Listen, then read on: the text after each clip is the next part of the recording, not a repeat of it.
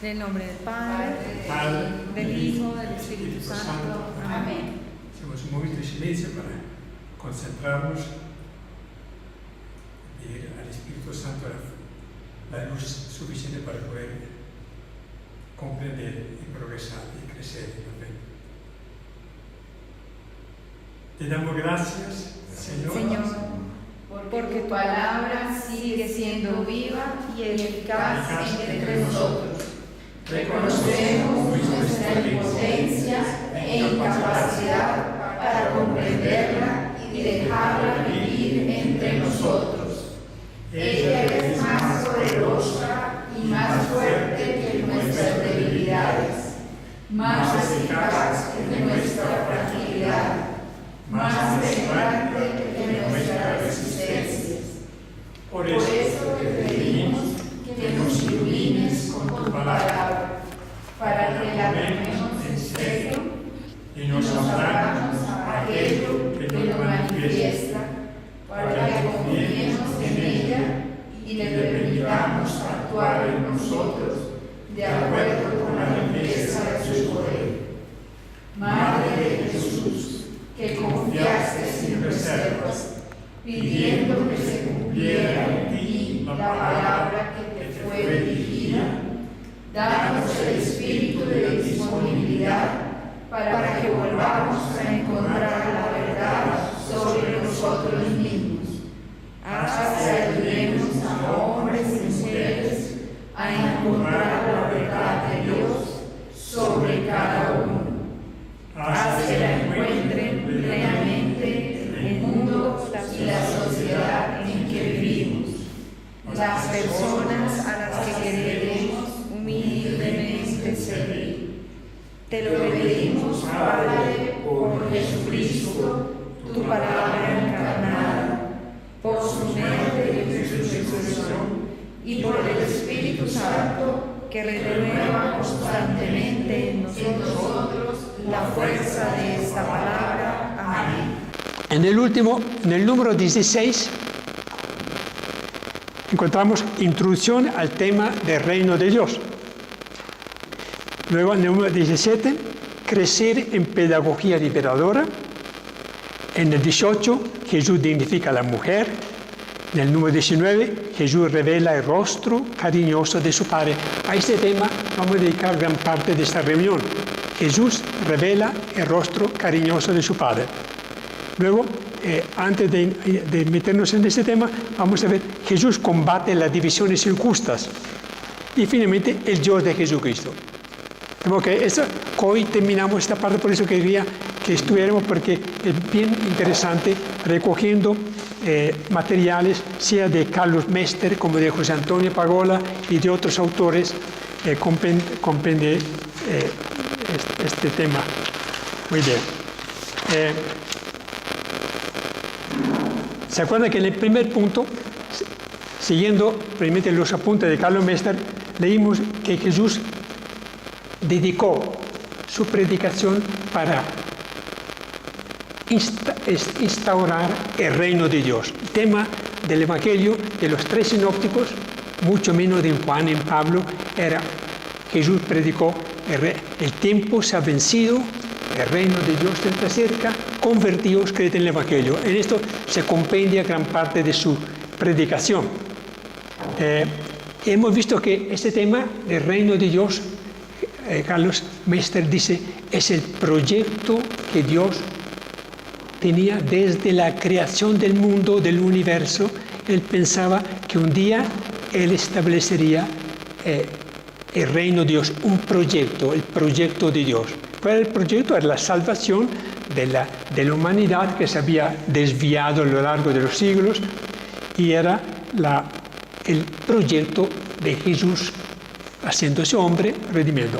Hemos visto, siguiendo los libros, como este proyecto inicia con la creación del mundo, la creación del hombre, de la mujer, el pecado, luego la llamada de Abraham, la vocación de Moisés, el éxodo, la entrada de la alianza en el Sinaí, la entrada de Israel en la tierra prometida, los jueces, los reyes, los profetas, hasta llegar a la llegada del Mesías, que es Cristo. Ese proyecto entonces tiene una larga historia a lo largo de los siglos y desemboca en la figura fundamental que es Jesús el Mesías, tan predicho y tan preparado y ansiado por Israel. Entonces, Jesús llega y, como decía antes, su palabra, después de la experiencia que tuvo en el Jordán, cuando el Padre lo reconoce y le dice, tú eres mi Hijo, y envía sobre el Espíritu Santo, el tema de él es el reino de Dios. Hemos visto en la página 102 del tema, del tomo, el reino de Dios, el proyecto de la creación, etcétera. Hemos visto en esa página. Luego dice que en la página 104, recordando un poco lo que hemos hecho, para establecer el reino de Dios, Jesús inició una labor muy importante, que es la pedagogía, sí, enseñar a los apóstoles en primer lugar, luego a todos los creyentes, enseñar cómo deshacerse, por supuesto, de costumbres de pecado. Si miremos en Mateo, ¿cuáles son la primera pedagogía era liberarse del mal, del pecado? ¿Cómo lo hace? En el discurso de la montaña, Jesús empieza a tocar temas muy actuales de ese tiempo. ¿Cuáles eran los pecados? El homicidio, ¿se acuerdan? No matarás. El que mata será condenado. Y todo aquel que se irrita con su hermano, dice, será condenado en el tribunal. Entonces, empieza a hablar cómo deshacerse de los pecados que eran muy frecuentes. Hoy día nosotros sabemos que sigue igual. Hoy leía en el internet que cada día ocurren 25 suicidios en Colombia. Gravísimo. Homicidios y suicidios están al orden del día. Grave. La juventud, digamos, se cansa y la droga y todo esto lo lleva. Luego otro pecado que enseña cómo liberarse, el adulterio, el adulterio sé que era muy frecuente en ese tiempo. Jesús pone el dedo, la mano sobre esta plaga. Otro, el divorcio. También el divorcio era muy frecuente en ese tiempo. Luego, la venganza, la ley del talión, el odio a los enemigos. Y luego empieza a construir, sí, además de enseñar a deshacerse de los males de ese tiempo, que eran esto y otros más, Jesús enseña cómo construir esta nueva mentalidad, ese nuevo pueblo. Entonces primero lo hace enseñando, con su propia vida, sus acciones, ¿no? Sus acciones ejemplares, curando a los enfermos, liberando de los demonios a los poseídos, devolviendo la vida a los muertos, como el hijo de Jairo, etcétera, etcétera. Con sus acciones, él instaura el reino de Dios, el proyecto de Dios. En segundo lugar, lo hace con su enseñanza, con parábolas, imágenes y ejemplos, enseña cómo deshacerse de un mundo de pecado que estaba oprimiéndose al pueblo, pero también cómo combatir el mal, cómo combatir las divisiones entre paganos y judíos, etc. Toda una labor de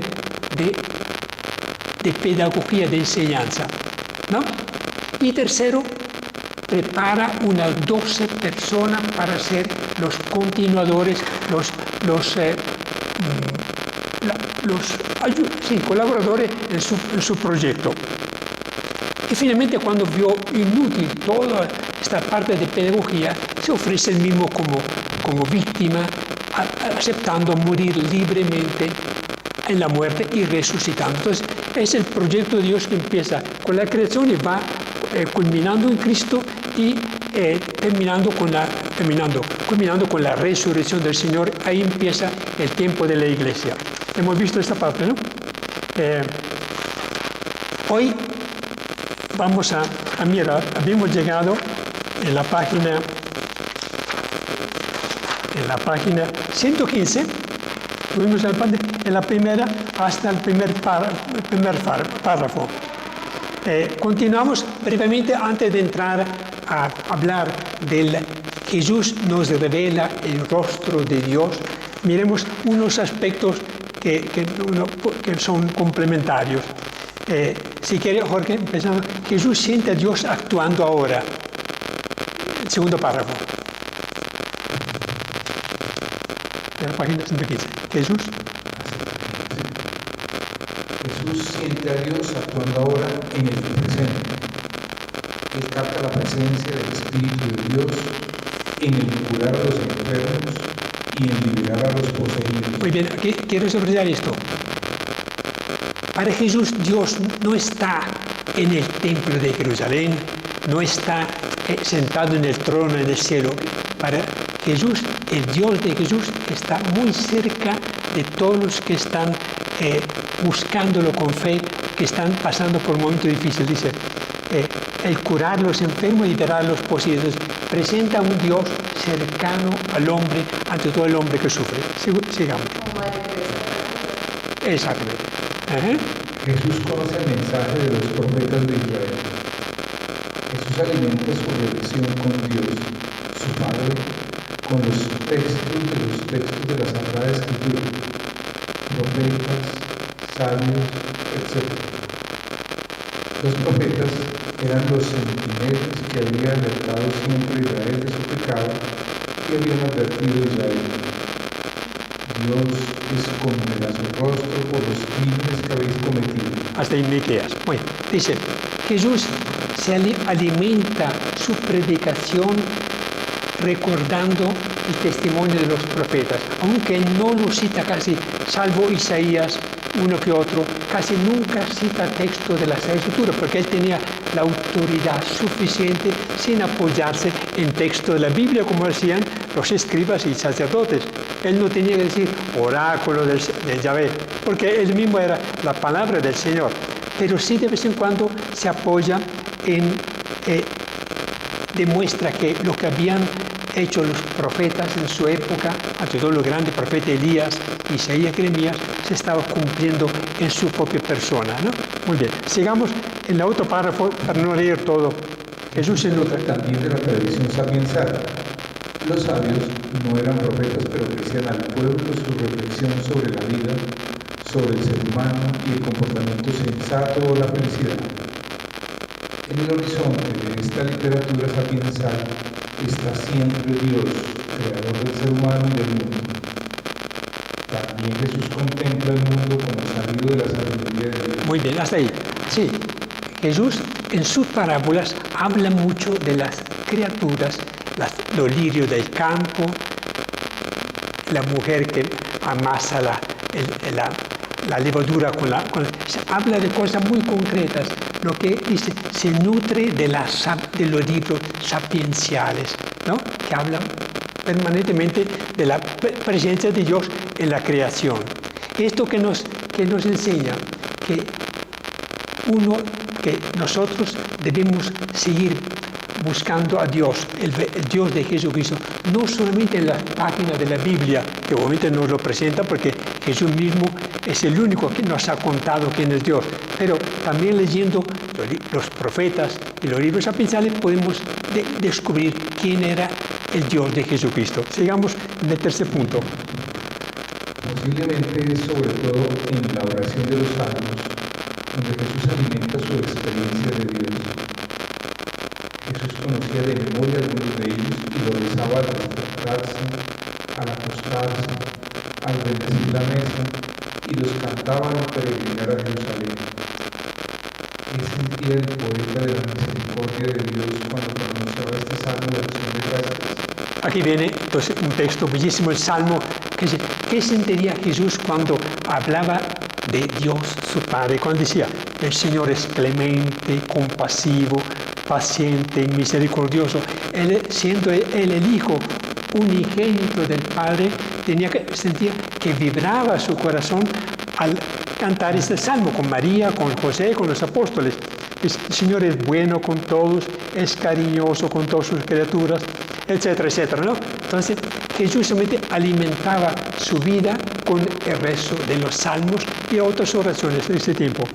Dice, muy bien, hacemos, dice que la vida religiosa de Jesús empezó desde una experiencia fundamental, que fue en el Jordán. Dice acá, cuando después del bautismo, mientras oraba, dice San Lucas, se rasgaron los cielos y oyeron la voz del Padre diciendo, tú eres mi Hijo. Simplemente fue el punto de partida de la predicación del reino de Dios, fue esta experiencia formidable que tuvo Jesús, ¿no? Muy bien. Muy bien. Hasta acá. Luego viene en la página 116 para Jesús combate la división injusta. Hemos visto, no, aquí no hemos tocado este punto. Entonces, la primera, ¿cuál es? Si él que, además de liberar al pueblo de Israel, a la humanidad, del pecado a través de su propia intervención en milagros y predicación, Jesús se propuso combatir las divisiones injustas que en ese tiempo eran muy acentuadas. Por ejemplo, la primera, divisiones de prójimo y no prójimo. En ese tiempo, ¿no? En Israel se entendía como prójimo solo el israelita de sangre, ¿no? Un poco como Trump, solo norteamericanos son los que, bueno, los gentiles, ¿no? Y los samaritanos no debían ser considerados como prójimos. Imagínense qué dificultad tuvo que Jesús de afrontar para dar a entender que todos los hijos de su Padre eran prójimos, eran cercanos. Pero más tarde se amplió el concepto de prójimo hasta aceptar que el otro es el otro mi prójimo, o sea, o no hermano de raza de león. Muy bien. Dice, ¿quién es mi prójimo? La pregunta viene de alguien que solo se preocupa de cumplir la ley. En la parábola del buen samaritano, Jesús nos enseña que no le toca a uno decir quién es nuestro prójimo, sino que el prójimo es el ser humano que se encuentra en apuros. Aunque sea mi enemigo, ese es mi prójimo. La parábola del buen samaritano lo dice claramente. No es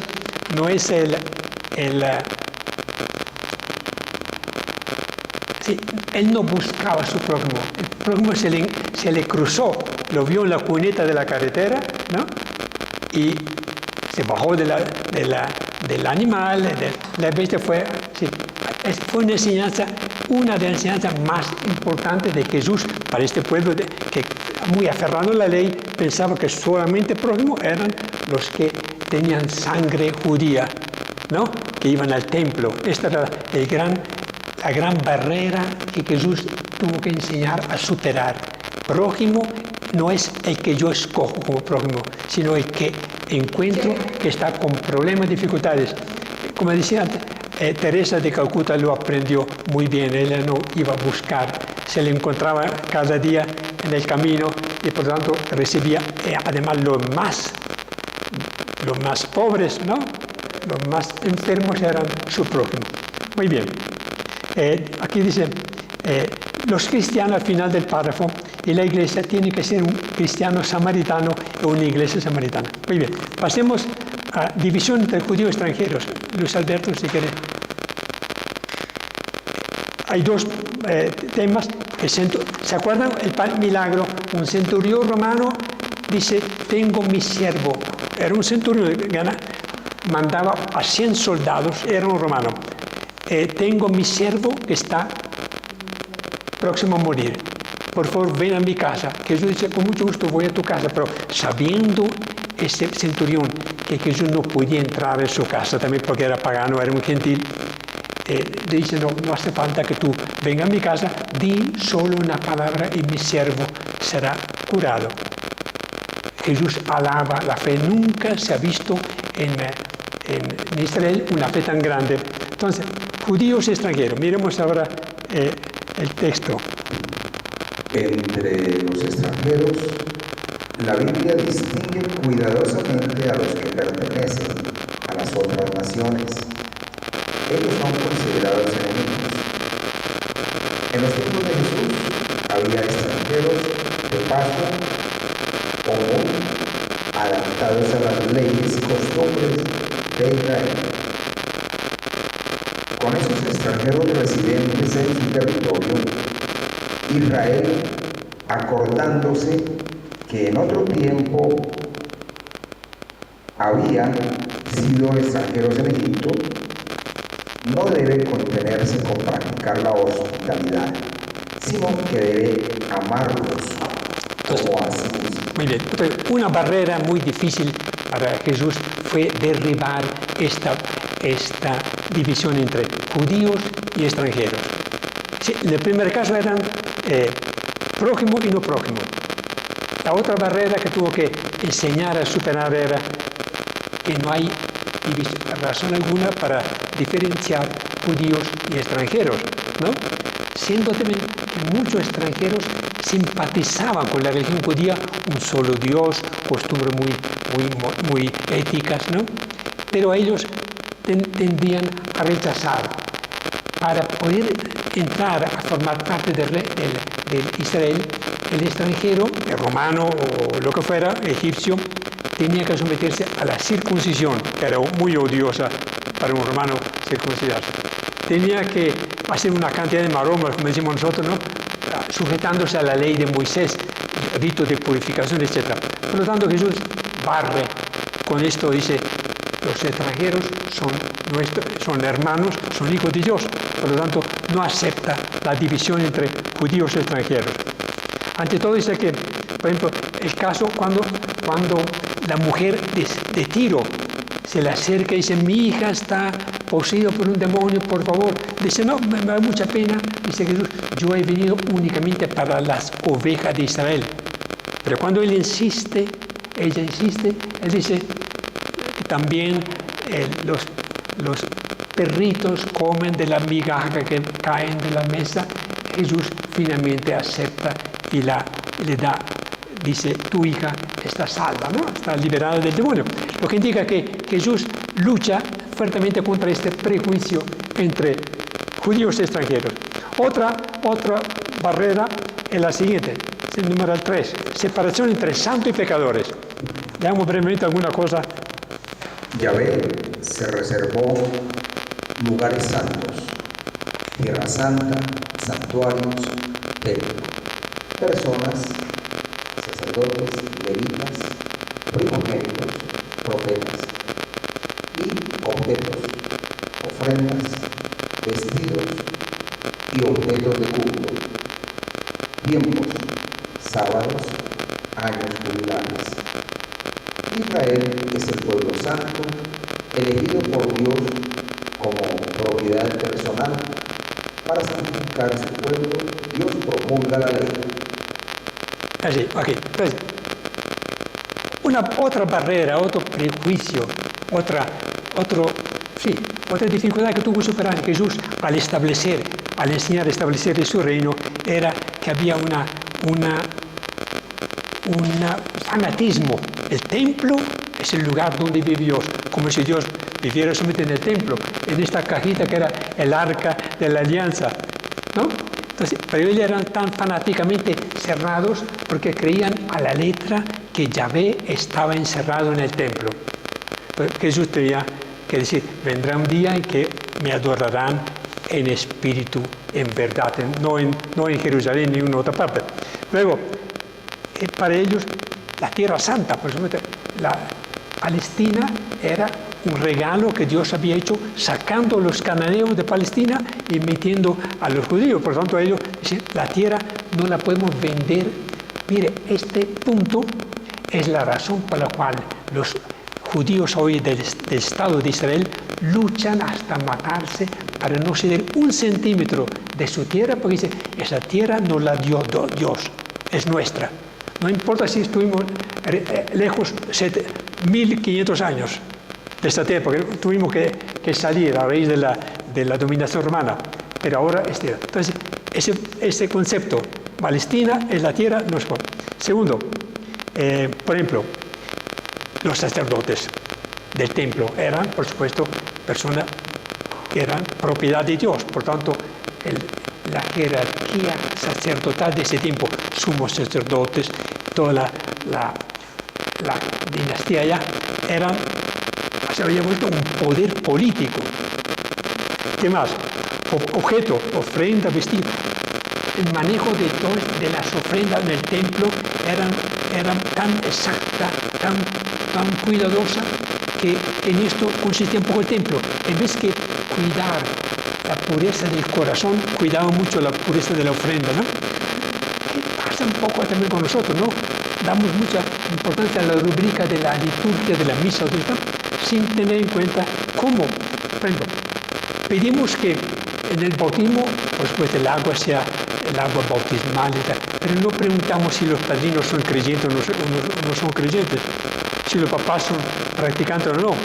Entonces, damos importancia a la norma externa sin mirar el corazón. Es un poco esa mentalidad formalista que continuamos. ¿Viste? Jesús tuvo que derribar esta barrera entre santos y pecadores. Solo Dios es santo. Todos los demás somos pecadores. Por lo tanto, dice, ¿quiénes eran estos pecadores de ese tiempo? Jesús se sienta a la mesa donde hay prostitutas, publicanos, pecadores públicos, etc., dando oportunidad a ellos, no porque el pecado no sea pecado, pecado es pecado, ¿no? Pero para darle oportunidad a ellos de convertirse, conociendo al Maestro, a Jesús, que estaba en medio de ellos rompiendo la ley que prohibía sentarse a la mesa con, ¿no? Jesús da una oportunidad para su conversión. Luego, él rompe la barrera entre santos y pecadores. Yo me pregunto, qué fatiga, cuántas horas dedicaría Jesús para romper esta barrera entre prójimo y no prójimo, judíos y extranjeros, santos y pecadores. Sí, la parte de las parábolas y parte de la... Bueno, en un episodio muy concreto. Un día sábado, día festivo, ¿no?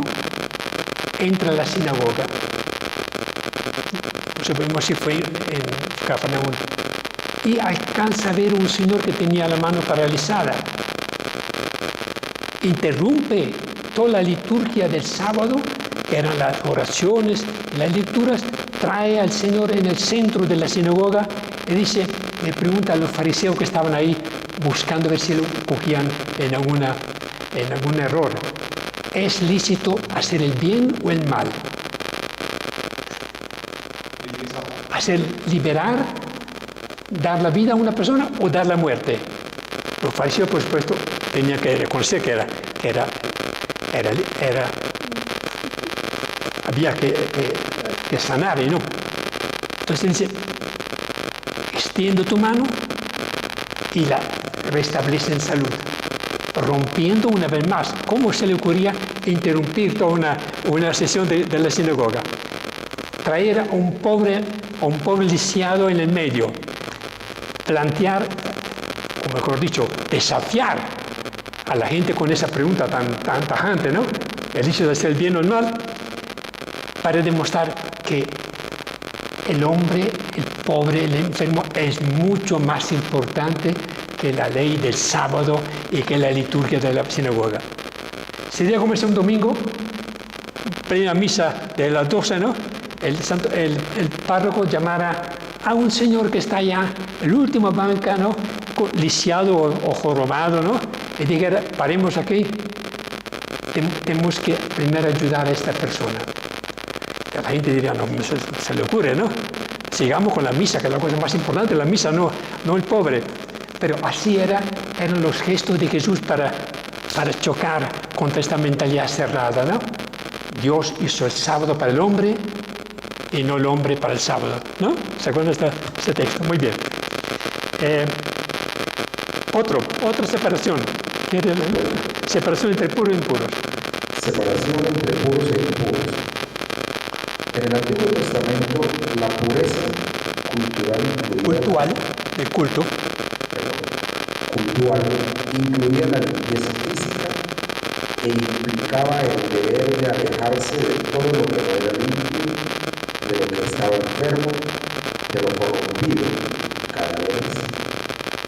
La pureza constituye una protección contra el paganismo.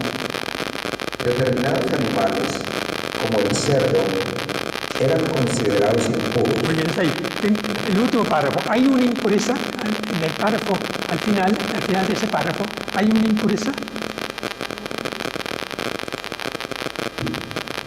Hay una impureza esencial al hombre que solo puede ser quitada por Dios. Dios promete a Israel: derramaré sobre vosotros una agua pura y seréis purificados desde todas vuestras inmundicias. Muy bien, entonces, brevemente para resumir, Jesús tuvo otra pelea grande, digámosle en términos muy coloquiales, era entre lo puro e impuro. Él en la ley establecía toda una serie innumerable de prohibiciones, que no se podía tocar el cadáver, que si uno tocaba a un leproso quedaba impuro, no podía frecuentar las sinagogas, etc. Una cantidad de cositas que se habían inventado ellos, porque la Sagrada Escritura no lo decía. Otras veces que eran frutos sí, de una tradición que venía de la ley de Moisés. Entonces Jesús tenía que derribar esa barrera, esta mentalidad, este prejuicio, diciéndole que lo impuro no viene del vaso o del recipiente, sino viene del corazón. Decía él: nada de lo que entra por fuera que el hombre por fuera en el hombre pueda mancharlo. Es decir, ningún contacto con cosas externas puede manchar al hombre, porque de adentro proceden los malos deseos, los adulterios, etcétera, etcétera, ¿no? Entonces, enseñó que la pureza consistía en purificar primero el corazón y no tanto limpiar los vestidos, etcétera, ¿no? ¿Cuántos problemas le costaría a Jesús cuando planteaba esto en presencia de fariseos y de sacerdotes y de personas muy aferradas, como hoy día, ¿no? Cuando uno toca ciertos temas, uno tiene que saber que va a encontrar resistencia porque están muy aferrados a la tradición. Entonces Jesús tuvo que luchar mucho para dar a entender: lo que hace impuro el hombre no es lo que toca, sino lo que sale de su corazón. Codicia, concupiscencia, ira, etcétera, etcétera, ¿no? Por lo tanto, promete, los profetas habían dicho: derramaré sobre vosotros un agua pura, el bautismo, ¿no? Y seréis purificados desde todas vuestras inmundicias. Otra, sí, siga. Separación entre el tiempo sagrado y profano. Yahvé se reservó lugares santos, tierras santas, santuarios, templos, personas, sacerdotes, levitas, primogénitos, profetas y objetos, ofrendas, vestidos y objetos de culto, tiempos santos como sábados o años jubilados. La práctica del sábado, este es el punto muy importante. La práctica del sábado como día consagrado a Yahvé aparece en los estratos más antiguos de la ley.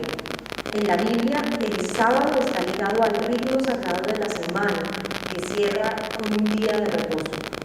El Código de la Alianza subraya el carácter humanitario del día de reposo, que permitía a los esclavos descansar un día a la semana. La legislación sacerdotal subraya que el hombre, al descansar el día sábado, imita la actividad de Dios Creador, que cesó su trabajo el día séptimo. La práctica del sábado era muy estricta en los tiempos de Jesús. Él no abroga la ley del sábado, pero ataca el rigorismo formalista para anunciar en el Evangelio que el sábado está hecho para el hombre y no el hombre para el sábado. El sábado tiene que estar al servicio del hombre. Jesús además se atribuye el poder sobre el sábado. El Hijo del Hombre es Señor del sábado. Otra vez, el sábado era uno de los puntos más álgidos, ¿no? Porque para ellos había que contar el número de pasos entre la casa y la sinagoga para no excederse. No se podía, salvo que la persona estuviera en peligro de muerte, uno no podía ayudar a una persona. Podía estar cansado, etc. No se podía, porque era el sábado. Era un tabú el sábado. Jesús respeta el sábado porque es el día consagrado a Dios, pero a la vez lo relativiza. El hombre no está hecho para el sábado, sino el sábado para el hombre, ¿no? Entonces, en día sábado hay que curar, hay que ayudar, hay que orar. Bueno, tengan en cuenta que esto a nosotros nos parece poco, pero en Cuba no hay un día libre a la semana, no hay un día de reposo, ni en la antigua, ni en China, ni en otras muchas partes. La semana corre parejo, ¿no? Entonces, por supuesto, es muy saludable que haya un día dedicado al culto, a la adoración, a la oración y al servicio de los pobres. Hoy día se ha perdido lamentablemente este carácter sagrado del sábado, del domingo. Domingo porque es el día de la resurrección de Jesús, que reemplaza el sábado. Porque la gente el día domingo hace de todo, menos que orar, que dedicarse a leer la Sagrada Escritura o ir a la Eucaristía. Es el día van al fútbol, bueno, todo esto. Entonces, Jesús no deroga la ley del sábado, sino que le da un sentido nuevo. Y por último, tenemos todo yo. Separación, sigamos. Separación entre lugares sagrados y profanos. En todas las religiones, el templo es el lugar sagrado en el que se supone que la divinidad se hace presente a los hombres para recibir el culto y hacerles partícipes de su favor. En la época de los patriarcas, los hebreos no conocían templos, pero tenían lugares sagrados donde le tocaban el agua de Betel, Siquem, Betsabé, Sinaí, Silo. En el reinado de Salomón se realizó el sueño de David. Dios permitió que se construyera un templo para hacer que el pueblo le encontrara en forma segura. Escogió un nombre. El nombre es Carmel. El templo llegó a ser el centro de la vida religiosa de Israel. Después de la destrucción del templo y ante todo durante el destierro en Babilonia, Israel entiende que Dios no está habitado en un lugar, sino que acompaña y construirá a su pueblo aún fuera de su templo. Dios reside en el cielo y desde allí oye las oraciones de sus fieles donde quiera que se encuentren. Jesús profesa el más profundo respeto por el templo. Para el templo es casa de oración. Para él el templo es casa de oración, la casa de su Padre. Con letra mayúscula, Padre. Se indigna que lo traten como un lugar de compraventa y por lo tanto arrojan en él a los mercaderes. Muy bien. Para comprar, el templo era un sitio donde la jerarquía sacerdotal ejercía un dominio político, influencia cultural y todo. Se habían arrojado en el templo para demostrar que aquí estamos nosotros, porque Dios está con nosotros. Dios era un instrumento para su fechoría, muchas veces para sus actividades no tan sanas y santas. Entonces se había convertido en un lugar de disputa continua, ¿no? El templo, el solo pronunciar el templo era como pronunciar una bendición y para evitar las maldiciones. Entonces Jesús le quita también este aspecto sagrado, porque dice, ustedes han convertido el templo en una cueva de ladrones y el templo es casa de oración. Tan así que una de las entradas de Jerusalén sube y barre con una cantidad de comerciantes que estaban precisamente haciendo actividades que no eran muy propias del templo. Entonces, terminamos con la última separación. Entre reyes y pobres. Jesús denuncia el escándalo del abismo que separaba al pobre del rico, denunciando las divisiones injustas, las discriminaciones, producto de una inadecuada interpretación de las escrituras y de la tradición de los mayores. Jesús invita a la gente a definirse ante los nuevos valores del amor y la justicia. Muy bien. Imagino que esta fue una de las luchas más frecuentes. El desprecio de los ricos hacia el pobre y la situación paupérrima de gran parte de la población, porque eran súbdito de Roma, súbdito del rey Antipas, pagando impuesto a uno, pagando impuesto a otro, viviendo, habían perdido la propiedad de sus tierras y por lo tanto había una pauperización en toda Palestina. Por lo tanto, Jesús ataca este frente que es muy delicado porque hoy día continuamente tenemos el mismo problema, la división enorme, la distancia entre ricos y pobres, ¿no? Entonces, ¿por qué hemos leído esto? Jesús, en su predicación del reino de Dios, no fue nada fácil, porque él no predicaba el reino de Dios se parece, sino que en cada parábola, en cada acción simbólica, ejemplar que realizaba, él atacaba uno de estos 4, 5, 8 barreras que había prejuicio, ¿no? Y esto le costaba ataques. Ahí estaban los esbirros, ¿no? Enviados de Jerusalén para chequear en qué podemos atacarlo para poderlo denunciar ante los sacerdotes, etc. Entonces Jesús tenía que ser siempre muy prudente, a la vez que atacaba con una parábola que aparentemente no decía mucho, atacaba estas costumbres, estos pecados muy obvios, ¿no? De injusticia, de codicia, etcétera, etcétera, ¿no? En esto está su predicación del reino de Dios. ¿Entienden? Que era un proyecto de vida, un proyecto que implicaba muchas renuncias y mucha fatiga, convencerlo que no había razón para esta división entre ricos y pobres, entre santos, etcétera, etcétera.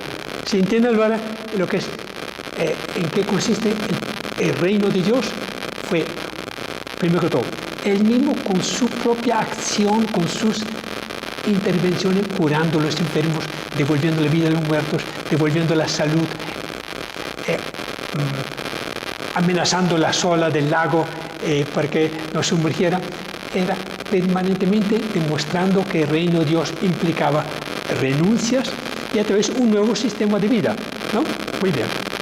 Esto fue una tarea muy grande. Pero la parte más, lo que vamos ahora a leer, fue demostrarle que el Dios, su Dios, el Dios de Jesús, era muy diferente del Dios que ellos consideraban su Dios.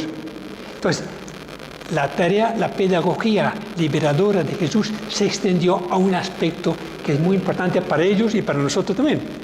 Aparte que esta división que hemos visto ahora siguen habiendo entre nosotros. ¿Cuáles son las divisiones que tenemos nosotros hoy día en nuestra sociedad cristiana? División entre ricos y pobres, por supuesto la hay. Entre extranjeros, el venezolano y el colombiano. Una cosa es extranjero. Bueno, la iglesia, la capilla, ¿no? Con sacristía y todo, con lo que está afuera. También tenemos ciertos mitos, ¿no? Aunque con todo respeto, ¿no? Pero entre el clero y el laicado. Hubo épocas en que el clero tenía tanto poder y tanta influencia que, por supuesto, era muy peligroso tocar, ¿no?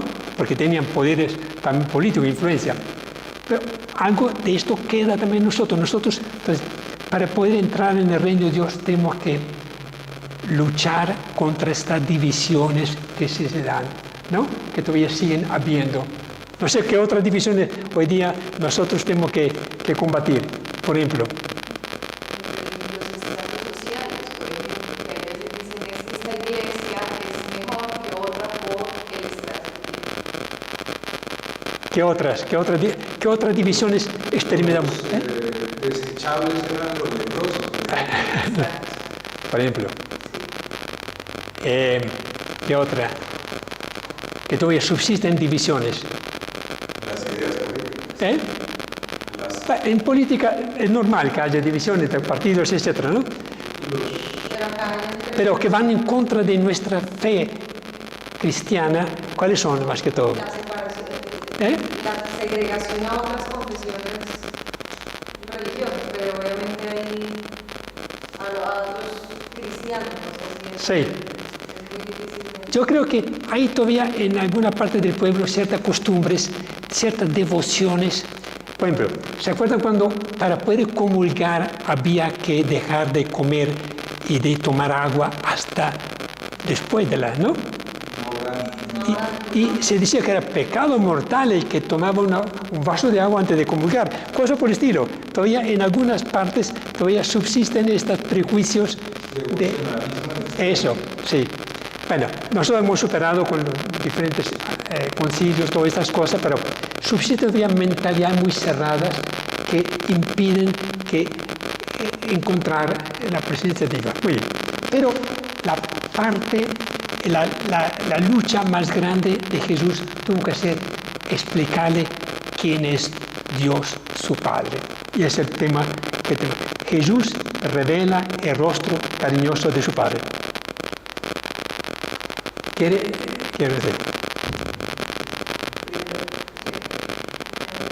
El teólogo, la página 120. El teólogo español J.J. Tamayo Acosta dice que la conversión y la fe que exige Jesús como condición para entrar al reino de Dios debe llevarnos a un cambio en nuestra manera de ver y tratar a Dios. Solo Jesús de Nazaret no descubre el secreto del único Dios y nos revela el verdadero rostro de Dios. ¿Se acuerdan lo que dice el evangelista Juan en el primer capítulo? Dice claramente, capítulo 1, versículo 18. Tengámoslo bien en claro. Nadie ha visto jamás a Dios, ningún hombre. El que lo ha revelado es el Hijo único, que es Dios y está en el seno del Padre. Por lo tanto,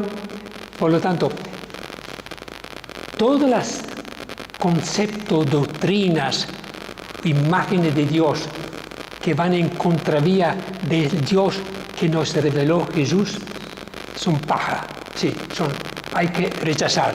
Y lamentablemente a lo largo de nuestra vida y de la historia hemos acumulado tantas cosas sobre Dios, ¿no?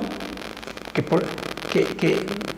van en contravía un poco de lo que Jesús demostró quién era. Entonces, vale la pena ahora ya que adentremos quién era Dios para Jesús, siendo Él Dios.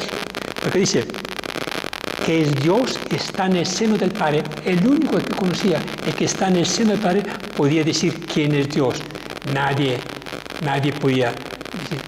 podía contarnos quién es Dios. Leamos entonces esta parte. ¿Desde dónde?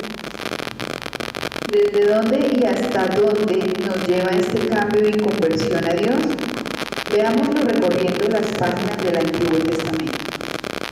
Primero, según la tradición ya vista, Dios es el primero, pues existe desde el principio.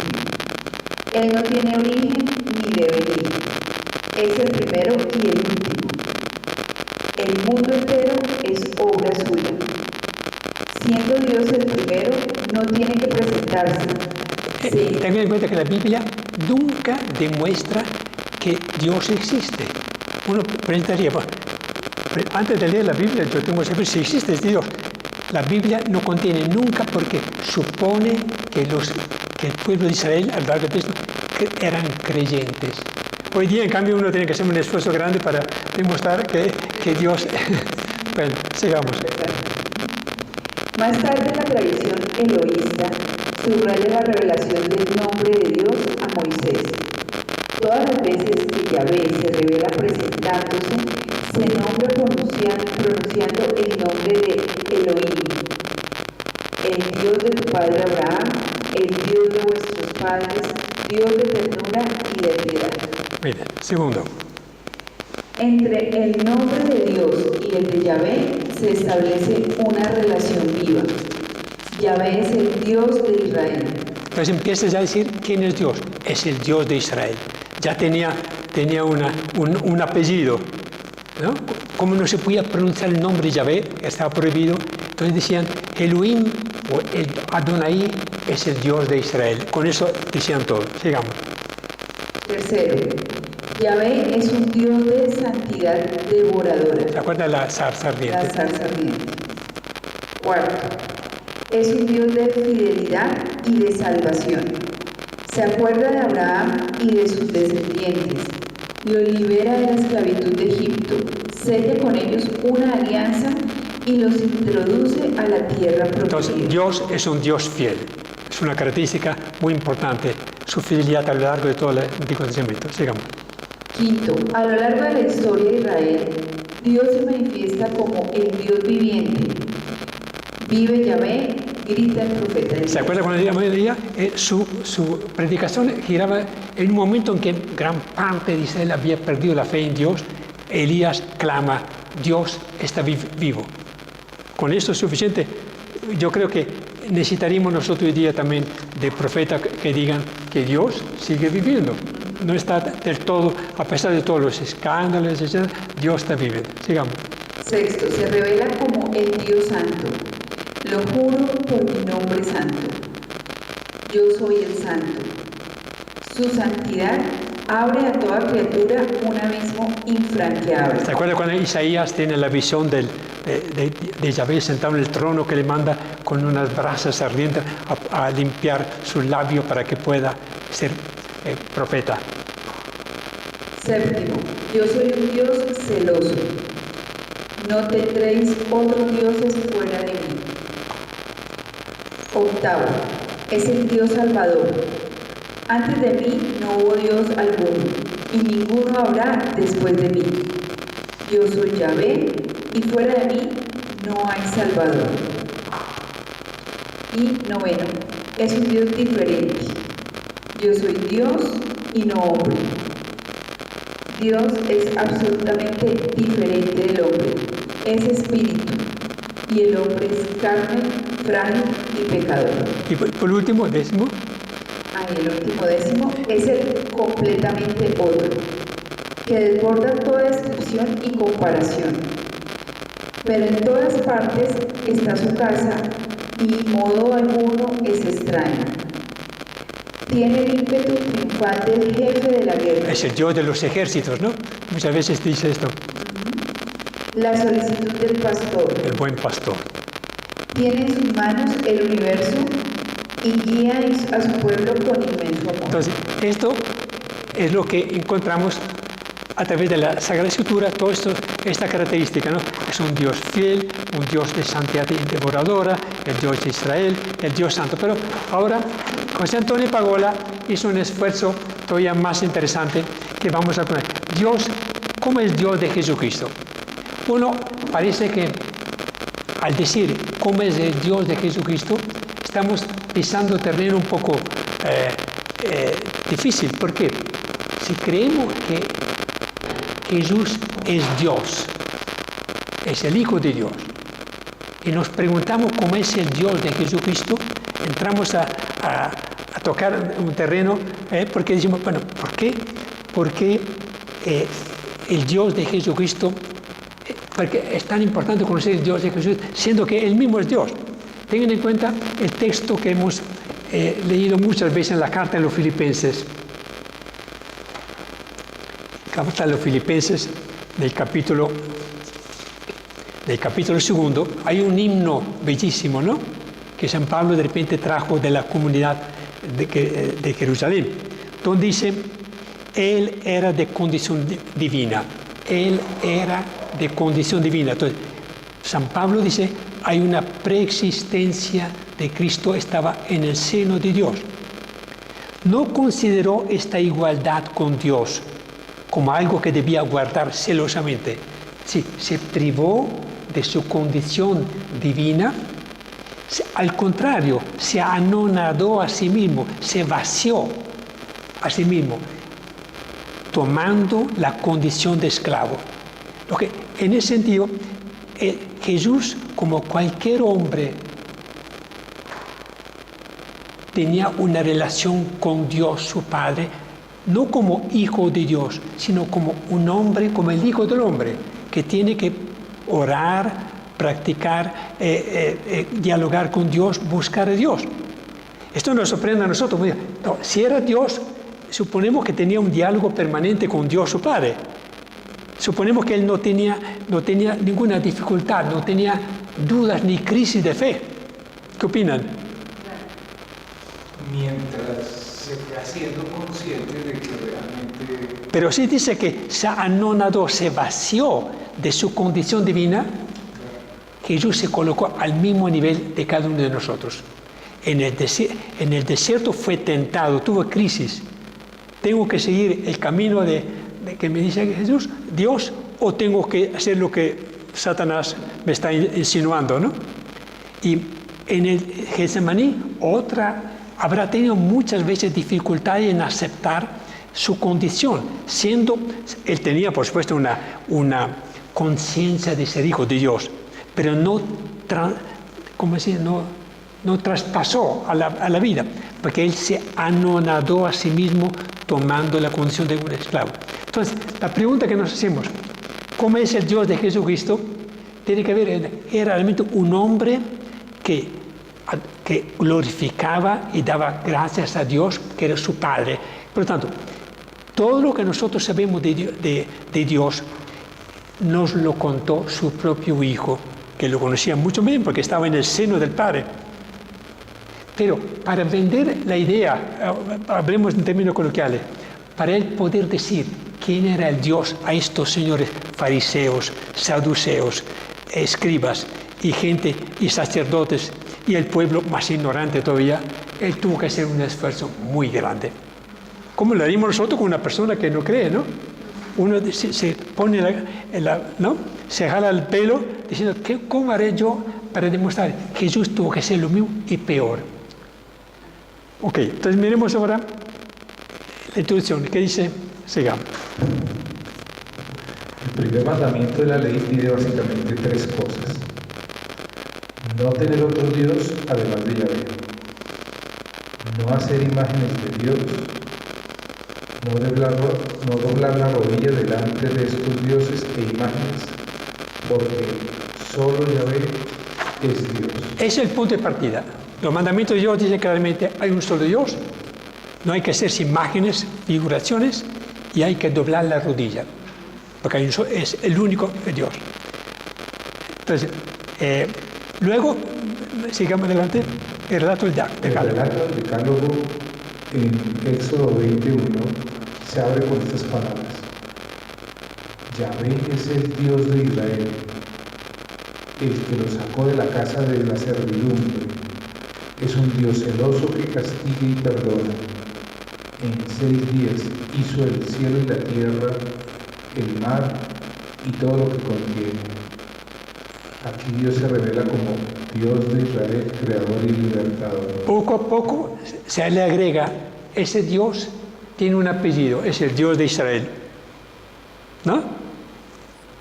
Porque Israel, con la alianza en el Sinaí, se apropia, es nuestro Dios. Únicamente nosotros adoramos a este Dios. ¿No? Los demás son paganos, son gentiles. Y además es creador y liberador. Sigamos el párrafo siguiente, en el Nuevo Testamento. En el Nuevo Testamento, el autor de la Carta de los Hebreos nos dice que, de una manera fragmentaria y de muchos modos, habló Dios en el pasado a nuestros padres por medio de los profetas. En estos últimos tiempos ha hablado por medio del Hijo, a quien instituyó, heredero de todo, y por quien también hizo los mundos. El texto dice que Dios habló a nuestros padres, los patriarcas Abraham, Isaac y Jacob, y luego Moisés y a los profetas de muchos modos, pero en forma fragmentaria. En forma fragmentaria. Lo poco que sabemos de Dios a través del Antiguo Testamento fue fragmentario, como se dice, pincelazos, ¿no? Pero sabemos muy poco del Dios de Israel. Sigamos. En estos últimos tiempos, Dios nos ha hablado por medio de su Hijo, del Hijo. Por lo tanto, si queremos conocer a Dios de Israel, tenemos que preguntárselo a su Hijo, porque a Dios nadie lo ha visto jamás. El Hijo único que está en el seno del Padre, Él lo ha contado. Aquí está el tema, ¿no? Si queremos conocer a Dios, al verdadero Dios, ¿quién puede decírnoslo? Es solamente Jesús. Entonces, todos los que ignoran, los que nunca leen la Sagrada Escritura, nunca se alimentan de la Biblia, difícilmente pueden tener una imagen correcta de Dios, siendo que Dios es misterio de otra manera. Por mucho que investiguemos y aunque leamos toda la Biblia, siempre nos encontramos frente a un Dios que se nos escapa. Nosotros no tenemos ni los ojos, ni los oídos, ni el tacto puede descubrir. Pero lo más importante lo sabemos porque Jesús nos lo ha pintado, nos lo ha dicho. Vamos, sigamos. San Antonio Pagola. José Antonio Pagola, en su libro Jesús, aproximación histórica, se pregunta: ¿qué fue Dios en la vida de Jesús de Nazaret? ¿Qué experiencia de Dios tuvo Jesús? ¿Quién es Dios para él? ¿Cómo se sitúa él ante su misterio? ¿Cómo le escucha y se confía a su bondad? ¿Cómo lo vive?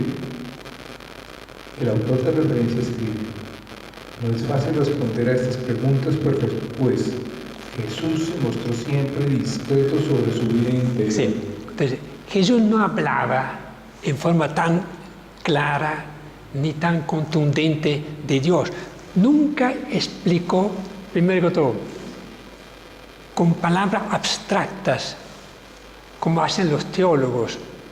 Si uno lee textos de dogmática o del catecismo, hablan una serie de cosas sobre Dios. Jesús no lo hacía porque sabía que el pueblo no lo hubiera entendido. Hablar en términos abstractos de teología se hubiera perdido tiempo. Por lo tanto, Jesús hablaba a través de parábolas, que la gente sí estaba entendiendo lo que significaba el reino de Dios, está cerca, Dios está... Muy bien. Pero no sé sí. si a Juan sí le habló al oído. A su discípulo, él sí le habló al oído, por decirlo de alguna manera. Exactamente. Muy bien. Dice, Jesús no propuso una doctrina abstracta sobre Dios, pues para Jesús Dios no era una teoría, ni una filosofía, ni un concepto nebuloso.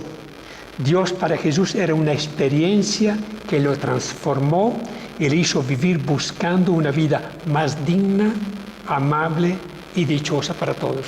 Dios, un Dios cercano, un Dios Padre amable, ¿no?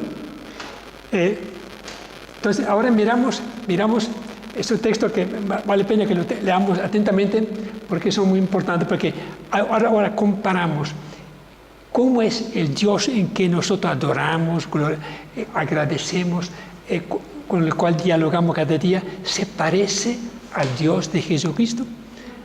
En algunas cosas sí, en otras cosas de repente encontramos que no se parece mucho el Dios con el cual yo continuamente dialogo. Miramos entonces, comencemos con el primero, número 1.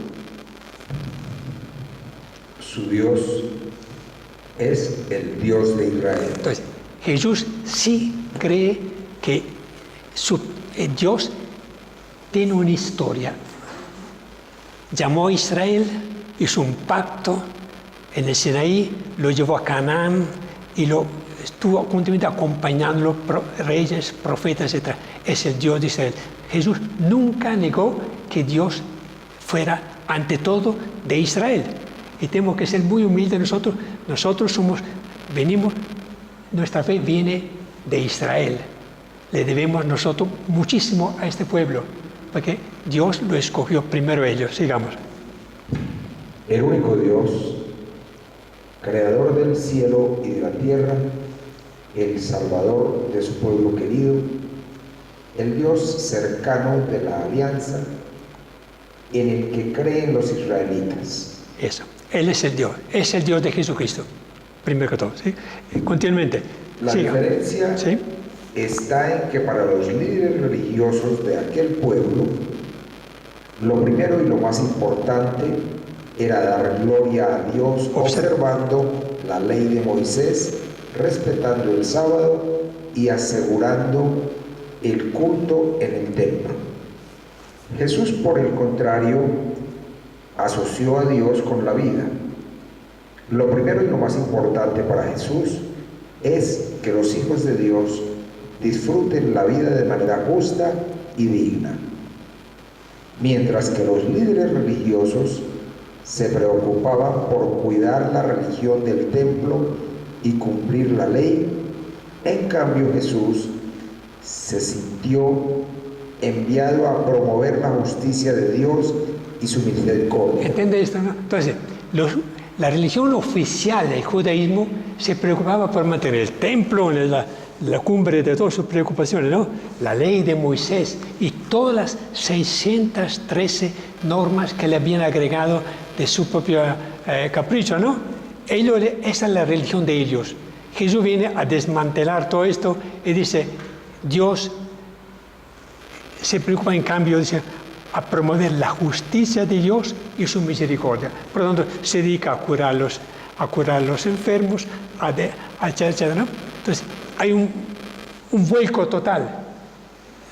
No es que despreciara la religión de sus antepasados, sino que cambió el orden.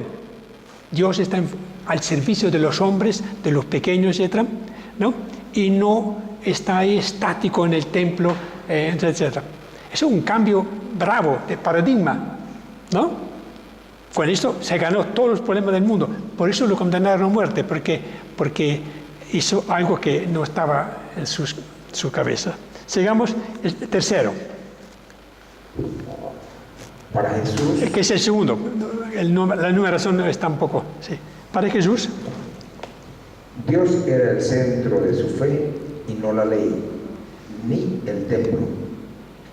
Jesús era un creyente fiel, practicaba su fe, celebraba los sábados en la sinagoga, sentía a Dios como el amigo de Israel, como su aliado, el que lo había sacado de la servidumbre de Egipto, el que escuchó los gritos del pueblo oprimido y lo liberó.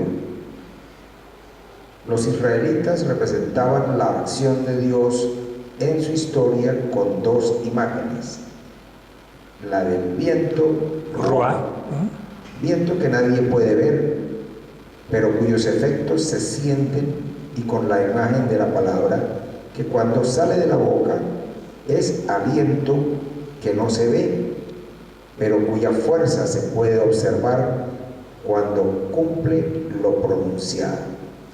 Con esas imágenes, Israel sentía a Dios como ser trascendente. Jesús no hablaba mucho de los eventos de la historia de Israel, ni del Éxodo, y apenas insinuó lo de la elección de Israel y de la alianza con Yahvé. En cambio, sentía a Dios actuando ahora, en el presente. Captaba la presencia del Espíritu de Dios cuando curaba a los enfermos y liberaba del mal a los poseídos por espíritus malignos. ¿Entienden aquí el cambio que hizo? Mientras que ellos continuamente citaban textos y episodios del Antiguo Testamento, Abraham, por supuesto, lo adoraban como si fuera el padre de la fe, etc. Isaac, Jacob, David, etc. Jesús nunca, casi nunca, se acuerda o cita episodios del Antiguo Testamento, salvo la elección de Israel, ¿no? Lo que indica que él dice, es verdad que Dios eligió a Israel como su pueblo, pero el énfasis lo hacía, Dios está actuando ya, en ese momento, liberando a los cautivos, sanando dando prioridad a los pobres, etc. En vez que sea el Dios de la historia de Israel, de la cual se ufanaban mucho, ¿no? Ellos, Dios de Israel. Él dice, no, el Dios de Jesús es el Dios que actúa ahora a través de la presencia de Jesús, de los apóstoles, etc. Y nosotros creemos lo mismo. Nosotros creemos que Dios no empezó a actuar en nuestro bautismo. Sabemos que hay una historia larga de intervenciones, pero respetamos esto, respetamos lo que Dios ha hecho, pero creemos que Dios está actuando ahora, en este momento, haciendo oír su palabra, dándonos su espíritu. ¿Entiende? El cambio es fuerte, cambio de paradigma, otra vez. Sigamos.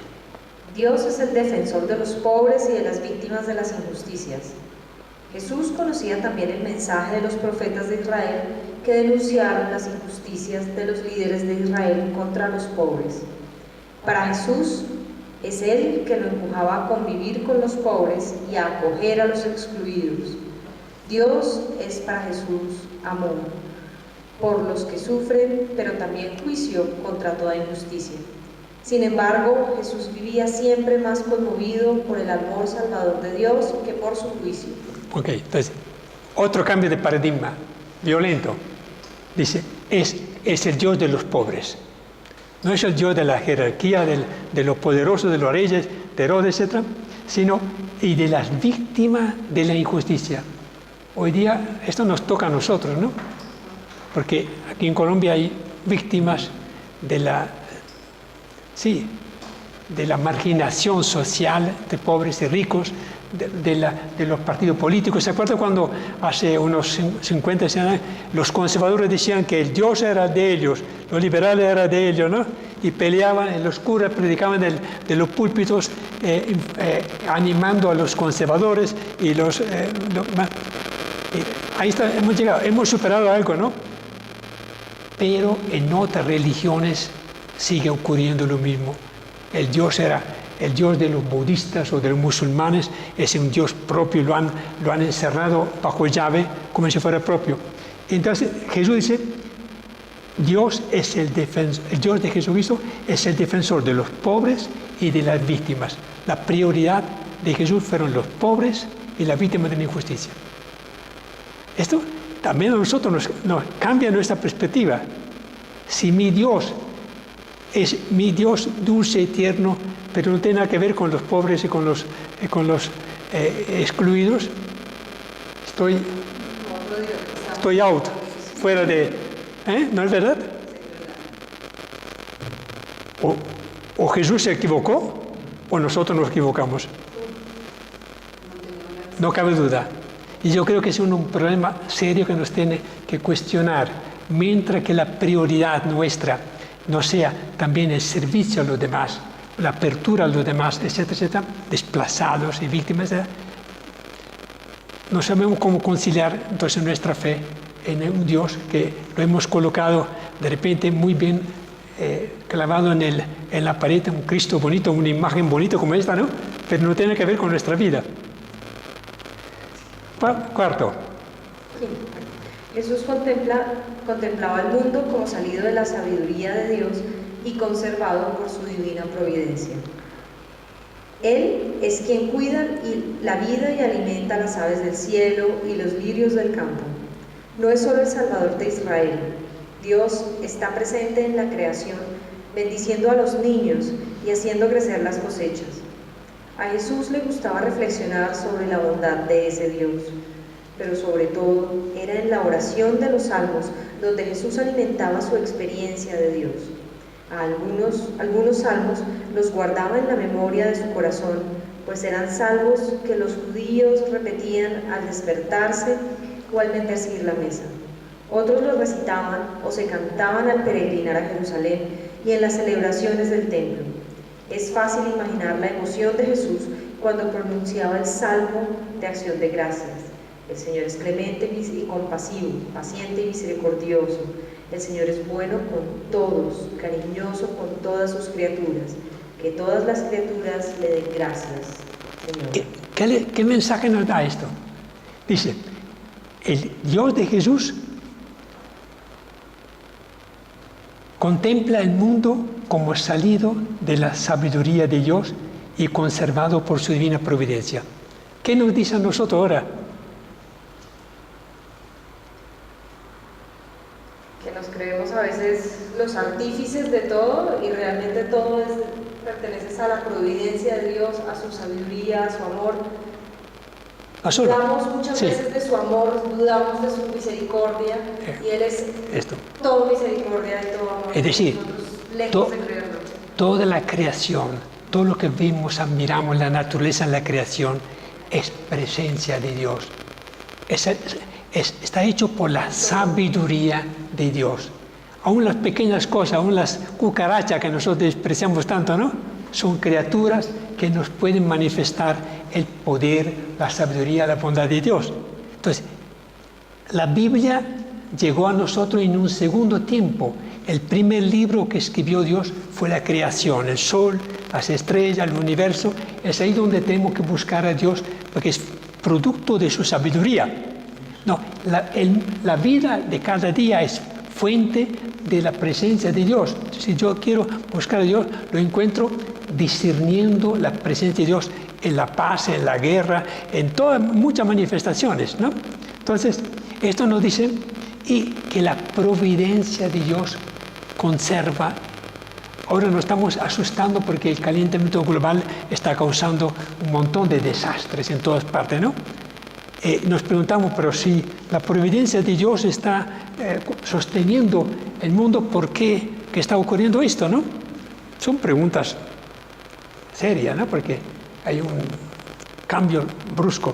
Pero tenemos que pensar que la providencia de Dios no permitirá que el planeta Tierra caiga en una total, salvo que el hombre mismo sea el causante de todo esto.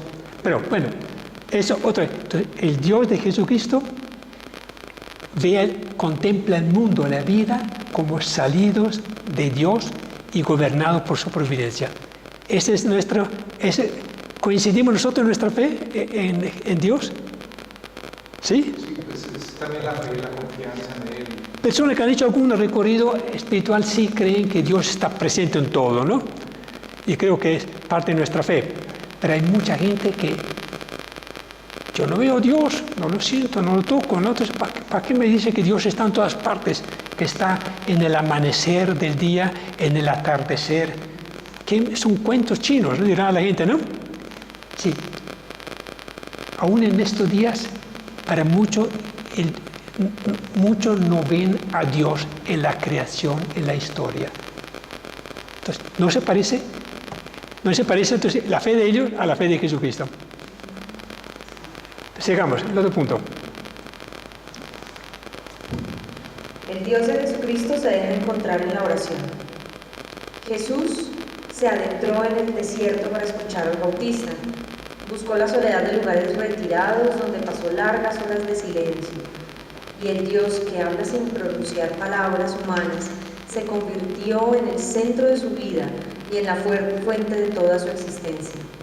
Las fuentes cristianas coinciden en afirmar que la actividad profética de Jesús comenzó a partir de una intensa y poderosa experiencia con Dios. Con ocasión del bautismo en el Jordán, creemos que Jesús experimentó algún tipo de vivencia que transformó decisivamente su vida. Era una vida común y corriente, pero a partir del momento que el Padre dice, tú eres mi Hijo amado, en ti me complazco, y el Espíritu de Dios, la fuerza de Dios, transforma su vida y empieza a predicar en el reino de Dios. Sigamos. Esto es lo que se lee en el Evangelio más antiguo. En cuanto salió del agua, vio que los cielos se rasgaban y que el Espíritu en forma de paloma descendía sobre él. Y se oyó una voz que venía del cielo. Tú eres mi Hijo amado, en ti me complazco. Muy bien, aquí en la página siguiente, voy resumiendo, dice, fue una experiencia muy diferente de la que vivió 13 siglos antes Moisés. Cuando Dios se manifiesta en Moisés, dice, yo soy el que soy. A Jesús dice, tú eres mi Hijo. Mire el cambio radical, ¿no? Entonces, Dios se revela a Jesús como un Padre. Y así Jesús lo presenta a nosotros como un Padre bondadoso, cariñoso. Y no es el Dios de Moisés, yo soy que soy, ¿no? Dice acá, dice, Jesús no se apoyaba en la religión oficial del templo, ni en la doctrina de los escribas. Su fuerza y seguridad no provienen de las escrituras y tradiciones de Israel, sino de su relación personal, de su experiencia con Dios, su Padre. ¿Entiende? Entonces, para él la oración fue la fuente permanente de un diálogo y de un conocimiento de Dios, dejando atrás tradiciones y normas que sostenían la religión oficial del judaísmo. ¿Ya es ahora? Ah, no, muy bien. Ok. Entonces, otra característica, el Dios de Jesucristo se deja encontrar en la oración. Es fundamental. ¿Qué mensaje nos da esto? Obvio, casi obvio, ¿no? Pero sí, que uno puede encontrarse con este Dios solo en una oración permanente, ¿no? de diálogo, de gratitud. Es un Dios que, a pesar que vive en el misterio, solo se hace accesible en la oración. Y Jesús lo aprendió también él. Imagino que rezaría con María, con José, con los apóstoles, y cuando los apóstoles vieron que se apartaba cada mañana de madrugada para orar, dijeron, ¿qué está haciendo ese hombre? ¿No? Hasta que le preguntaron, imagino que él enseñó a orar a Dios su Padre, porque ellos no sabían que Jesús era hijo de Dios. Poco a poco fueron entendiendo después de la resurrección de Pentecostés. Muy bien, sigamos. Número siguiente. El Dios de Jesús empieza así. El Dios de Jesús le revelaba todo lo que debía anunciar y a quien Jesús de eso obedecía. Entonces, el Dios de Jesús le revela a él todo lo que debía decir. Yo utilizo a veces una palabra muy fuerte que le respiraba en la nuca, es decir, las palabras que Jesús pronunció a lo largo lo revelaba el Padre. Todas las acciones o milagros que hacía, Jesús lo aprendía haciendo del Padre. Esto es algo nuevo, ¿no? Siga. En el desierto de Judea, segundo, a continuación. En el desierto de Judea, Jesús se preguntaba, ¿cómo debía vivir su misión? ¿Siguiendo el ejemplo del profeta Juan el Bautista o escuchando fielmente la palabra de su Padre? ¿Buscando su propia gloria o la voluntad del Padre? Las fuentes cristianas han conservado el recuerdo de que Jesús fue tentado. Esas tentaciones no fueron de orden moral. Detrás de las imágenes de las tentaciones hay algo más hondo. Jesús experimentó, como cualquier hombre, momentos de crisis que pusieron a prueba su actitud ante Dios. Es increíble, que Jesús, habiéndose anonadado, pudiera sentir crisis de fe, porque sentía que Dios quedaba mudo, que el Padre no le decía nada. Entonces es un momento de vacío, imagino, que sucede también en la vida de cualquier hombre, aún de los místicos. Tenía que hacerle sentir dónde estoy parado yo, ¿no? Dios, como hijo de Dios, tenía una relación que nosotros no podemos entender, pero como hombre experimentó crisis de fe. Según lo dice Juan Antonio Pagola, damos crédito un poco a personas que lo entienden. Sigamos. El Dios de Jesucristo era percibido como espíritu de gracia y de vida. Muy importante. Como espíritu de gracia y de vida. Sigamos. En el Jordán, Jesús no vivió solo la experiencia de ser hijo querido de Dios. Al mismo tiempo, se sintió lleno de su espíritu. Después de su bautismo, vio que de aquel cielo abierto, el Espíritu Santo descendía sobre él. El Espíritu de Dios, que crea y sostiene la vida, que cura y da aliento a todo sobreviviente, vino a llenarlo con su fuerza. Jesús pues lo experimentaba como espíritu de gracia y de vida. El espíritu que lo llenaba no era para juzgar, condenar o destruir, como lo insinúan las palabras del Bautista, sino para curar, liberar de espíritus malignos y para dar vida. Era de gracia y de vida. Siga. Movido por el espíritu de su Padre, Jesús se acerca a los enfermos para curarlos de su mal. Lo único que les pedía era fe en esa fuerza de Dios que actuaba en él y a través de él. Jesús veía en las curaciones el dedo de Dios, o como dice Mateo, el Espíritu Santo. Decía él que el dedo de Dios es el Espíritu Santo, dice Mateo, ¿no? Los milagros que hacía él eran obras del Espíritu Santo, que era, ¿no? Como el dedo de Dios eterno. Siga.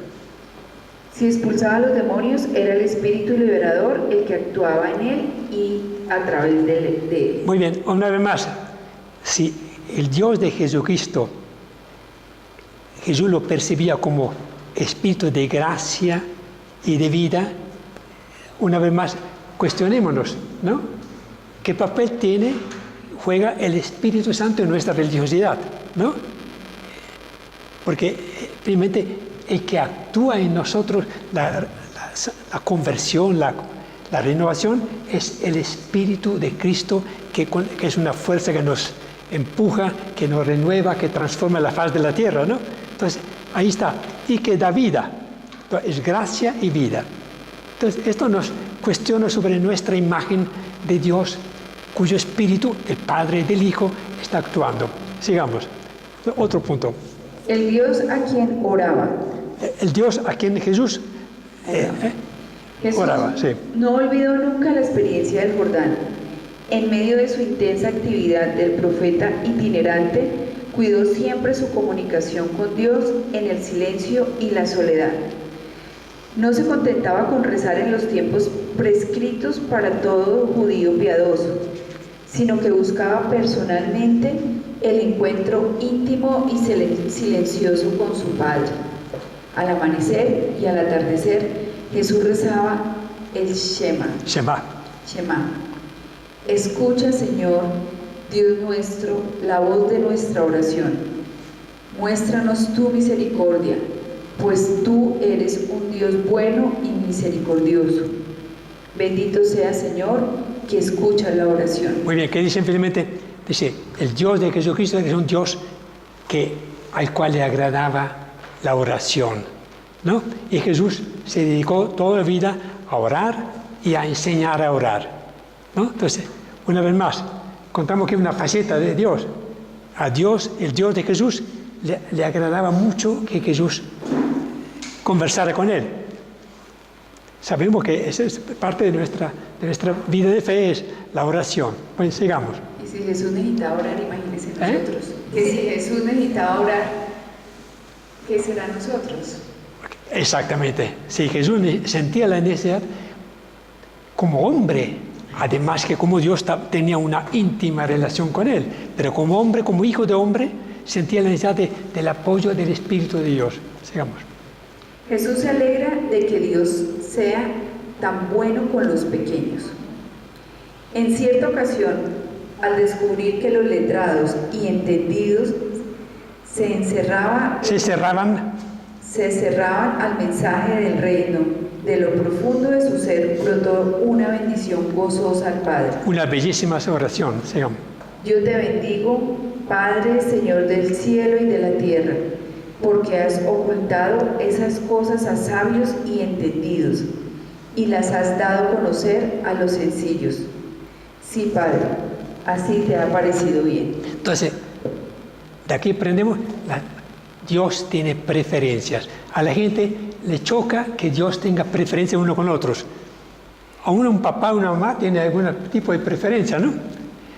Con mayor razón Dios de antemano, desde el sacrificio de Caín y Abel, tiene preferencia con los más humildes, los pequeños. A Dios le agradaba el olor de los cereales, del cordero, porque Abel era pastor, ¿no? Le agradaba el olor de cordero y del asado de Abel, mas no el olor de los cereales del campesino que era Caín. Entonces, Dios de antemano demuestra que tiene preferencia por los pequeños. Y aquí lo demuestra. Te doy gracia porque has ocultado estas cosas a sabios, ¿entendido?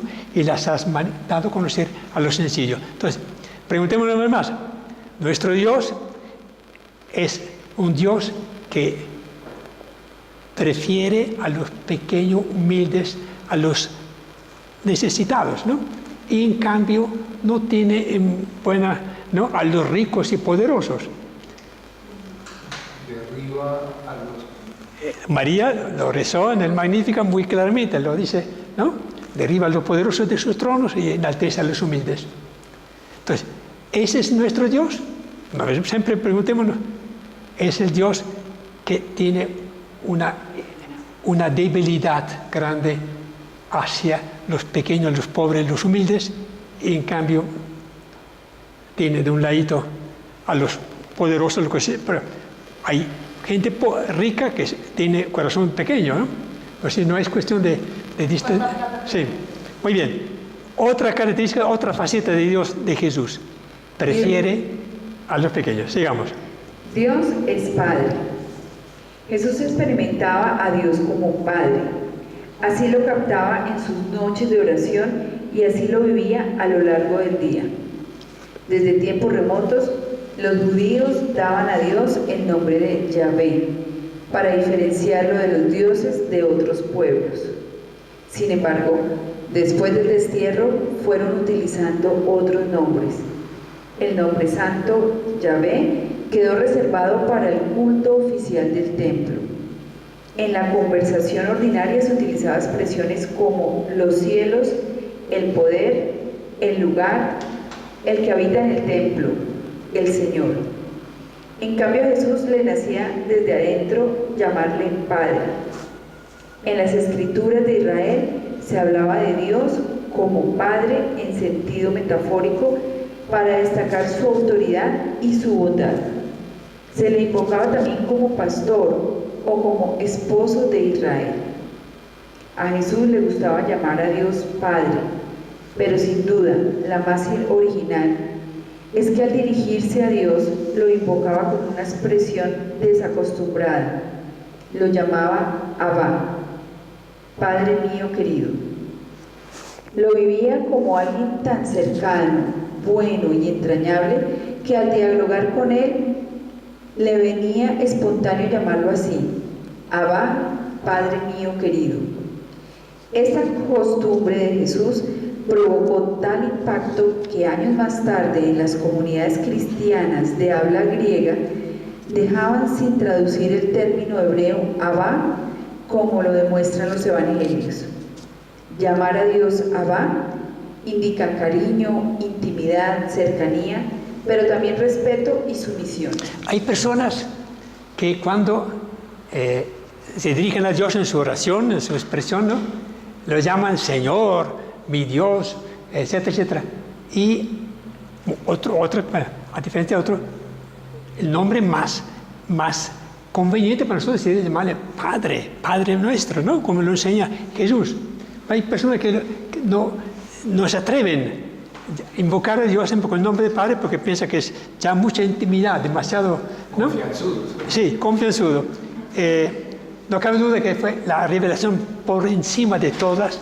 Dios es Padre nuestro, pero un Padre bueno, cariñoso, tierno y paciente y comprensivo, ¿no? Esto es la revelación suprema que nos hizo Jesús. A este le debemos nosotros toda nuestra confianza y que somos confianzudos también, ¿no? Porque padre dice papá y mamá a la vez. Tiene las dos facetas. Ahí está la culminación de toda la revelación de Jesús, llamar a Dios con el nombre de Padre, Padre tierno, Padre mío. Muy bien. ¿Falta todavía? ¿Alcanzamos ya? 5 minutos, pero de repente no alcanzamos todo. Tendremos de repente que dejar porque el tema es interesante porque vemos que aquí está la verdadera revelación de Jesús, lo más importante, porque, bueno, sigamos. Dios es para Jesús una presencia buena que bendice. Jesús vivía seducido por su bondad. Dios es bueno. Jesús capta su misterio insondable como misterio de bondad. No necesita apoyarse en ningún texto de las Escrituras Sagradas. Para él es un dato primordial e indiscutible que sí impone por sí mismo. Jesús nunca se preocupó por demostrar ni la existencia de Dios ni su bondad. Lo que define a Dios no es poder, como entre las divinidades paganas del imperio, tampoco su sabiduría como en algunas corrientes filosóficas de Grecia.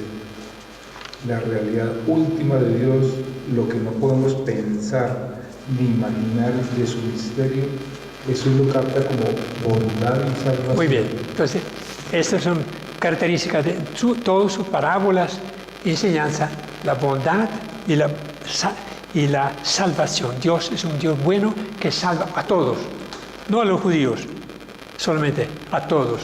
porque todos son criaturas, hijos de Él. Sigamos. Este Padre bueno es Dios cercano. Su bondad se manifiesta bajo forma de compasión. Jesús vive esa cercanía con sencillez y espontaneidad. Su bondad es como grano de trigo sembrado en la tierra que pasa inadvertido, pero que pronto se manifestará como una espléndida espiga. La bondad de Dios es una realidad compleja de la vida, pero un día acabará triunfando sobre el mal. Dios para Jesús es tan cercano que cualquiera puede tener con una relación directa e inmediata desde el secreto de su corazón. Es alguien que habla a cada uno sin pronunciar palabras humanas. Invita a vivir confiando en el misterio inefable de un Dios bueno y cercano. Cuando veis decir así: Padre, es un bueno con todos, hace salir el sol sobre buenos y malos, manda la lluvia sobre justos e injustos. Muy bien, hasta aquí. Decir, Dios es un Dios cercano. Ellos decían, Dios está en el templo de Jerusalén, Dios trasciende, está en el trono de la gloria, ¿no? Y lo sentían siempre como un Dios ausente, que de vez en cuando castigaba, otra vez salvaba. Sí, era un Dios un poco hecho a imagen y semejanza de los reyes de ese tiempo. Jesús revela, es un Dios cercano. Cada vez que lo invocamos, Dios escucha nuestra oración, Dios sondea nuestro corazón, nuestras entrañas, Dios nos conoce, nos tejió en el seno de nuestra madre, continuamente estamos en sus manos. Esta era una revelación también muy poderosa que ellos no tenían la costumbre de practicar. Dios, un Dios bueno y cercano. Si quieren, entonces dejamos los últimos 3 o 4 para la próxima vez, para empatar luego ya con el nuevo tomo número 8 sobre la introducción a los evangelios. Porque ya, ¿qué opinan? Sí, sirvió esta comparar nuestra imagen de Dios con la imagen de Jesús nos pone seguramente en crisis, porque vemos que hay una pequeña o grande diferencia en la práctica diaria de nuestra fe, ¿no? Sí, conceptualizamos mucho a Dios. Sí, mucha doctrina tenemos y lo comparamos con el Jesús del Evangelio de la Biblia, decimos, esto, pura filosofía, pura teología. Esto es lo que muchas veces encontramos en Pablo. Pablo es un teólogo. Pablo no conoció a Jesús, pero fue inspirado. Por lo tanto, la imagen de Dios que encontramos en las cartas de San Pablo y las cartas de los apóstoles difiere bastante del Dios que aquí encontramos en los sinópticos y en Juan también, ¿no? Entonces, tenemos que aprender... Pero de Juan no tanto, ¿no? De Juan no tanto, sí. No tanto, hay un poco, sí. Tenemos que aprender entonces a confrontar nuestra fe en nuestro Dios con el Dios de Jesús. Si no corremos riesgo de alejarnos, perder foco, ¿no? Y el crear nuestro propio Dios a nuestro antojo es idolatría. Adorar a un Dios que no tiene sustento porque no es el Dios de Jesucristo. Este es lo grave, ¿no? Bueno, no es un pecado de idolatría, pero sí es poner nuestra confianza en un Dios que no se parece mucho al Dios de Jesucristo, que es el único que nos ha contado quién es Dios. Ahí está el grave desafío que tenemos. Por eso, una vez más, el que no estudia permanentemente y no se aferra a la Sagrada Escritura corre riesgo de inventarse dioses a su antojo. Bien, terminamos. Muy bien.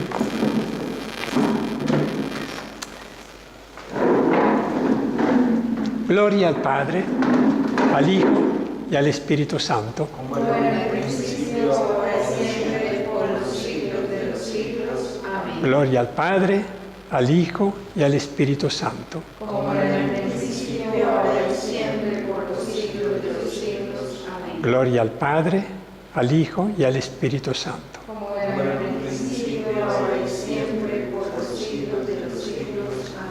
Padre, del Hijo, del Espíritu Santo. Muy bien.